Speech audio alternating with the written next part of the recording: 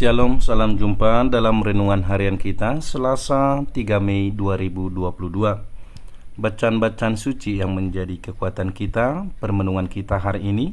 Bacaan pertama dari surat Rasul Paulus yang pertama kepada jemaat di Korintus, bab 15 ayat 1 sampai 8. Dan bacaan Injil dari Injil Yohanes bab 14 ayat 6 sampai 14. Dan hari ini gereja semesta memestakan pesta Santo Filipus dan Yakobus Rasul. Saudara-saudariku yang terkasih, reaksi apa yang terjadi ketika orang yang sudah bersama dengan kita, orang yang sudah mengenal kita, mempertanyakan, siapakah engkau? Pasti akan merasa aneh, bahkan mungkin kita menjadi kesal. Bagaimana mungkin orang yang sudah bersama dengan kita, mengenal kita, masih mempertanyakan siapakah kita ini? Kurang lebih hal yang sama mungkin dialami oleh Yesus bersama dengan para muridnya yang selama ini telah bersama-sama dengan dia, melihat perutusan Yesus, melihat pekerjaan Yesus, melihat mujizat Yesus, dan juga mendengarkan sabdanya. Maka dalam bacaan Injil hari ini Yesus berkata kepada Filipus, telah sekian lama aku bersama-sama kamu, namun engkau tidak mengenal aku. Penekanan yang dimaksudkan Yesus ini adalah yakni soal kesatuannya dengan Allah Bapa yang mengutusnya. Kita seperti Filipus mempertanyakan, bagaimana mungkin mereka mengenal Bapa karena belum pernah melihat Bapa itu. Tapi Yesus dengan tegas, barang siapa mengenal aku, dia mengenal Bapa. Karena apa? Yesus menjadi cerminan atau perwujudan sempurna dari Allah untuk dunia ini. Dan Yesus juga adalah perwujudan yang terakhir untuk dunia ini. Maka benarlah, karena dia adalah perwujudan sempurna, pewahyuan Allah untuk dunia ini yang paling sempurna, maka mengenal Yesus sama dengan mengenal Allah.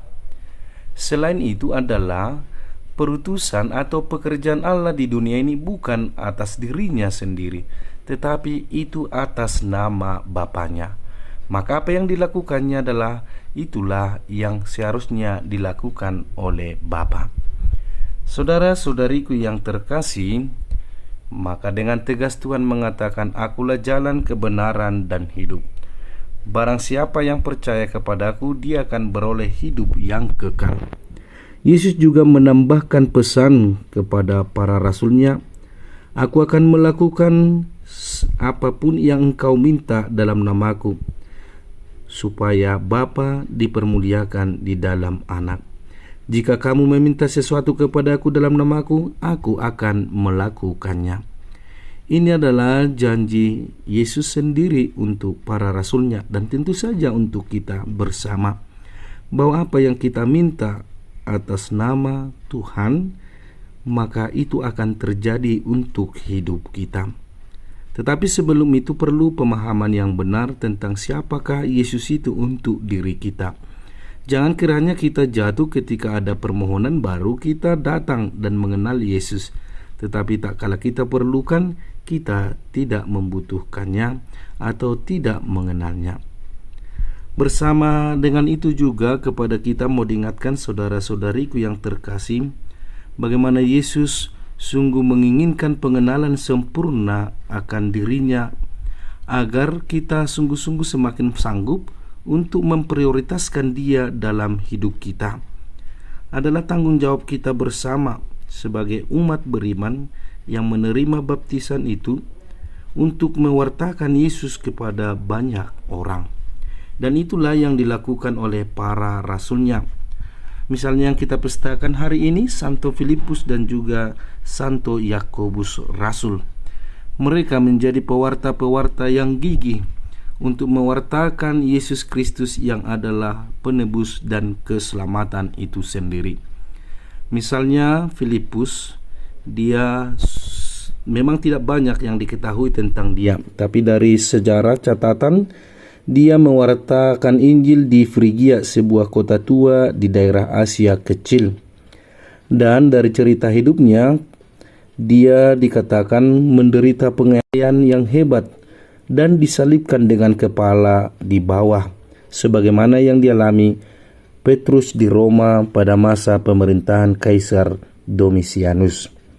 Sedangkan Yakobus yang kita pestakan hari ini juga memperlihatkan bagaimana dia juga berjuang, berusaha dan melaksanakan cinta dan pengabdiannya kepada Yesus untuk memperkenalkan kepada banyak orang.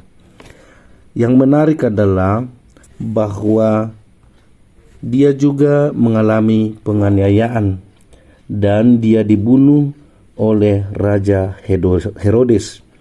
Ketika para rasul terpencar untuk mewartakan peristiwa kebangkitan dan Petrus mengungsi keluar dari Yerusalem, Yakobus tetap tinggal di Yerusalem dan ia menjadi uskup Yerusalem yang pertama. Dia diberi julukan oleh orang-orang Yahudi sebagai yang adil karena mengetahui segala hukum Yahudi dan dia sendiri tetap patuh pada hukum Taurat Musa. Meskipun demikian, sebagai rasul dan uskup ia sangat menjunjung tinggi segala hukum Kristiani dan tidak keberatan kalau orang-orang Kristen bukan keturunan Yahudi dibebaskan dari tuntutan hukum Taurat, terutama kewajiban sunat.